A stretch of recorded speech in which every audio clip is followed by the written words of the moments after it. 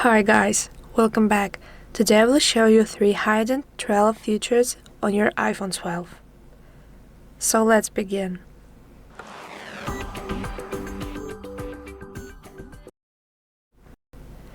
First one, you can swipe actions. If you go here and tap inbox, you can change the placement of your cards very easily. The second one, for me, this is the most interesting thing here.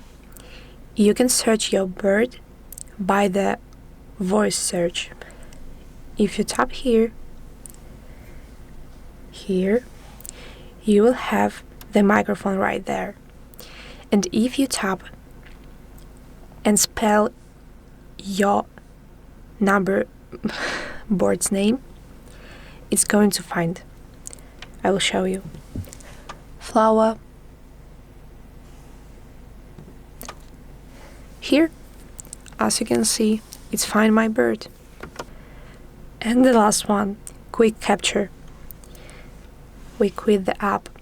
You have a widget right there. You can add here task very easily. Instead of going to app, you just need to click right there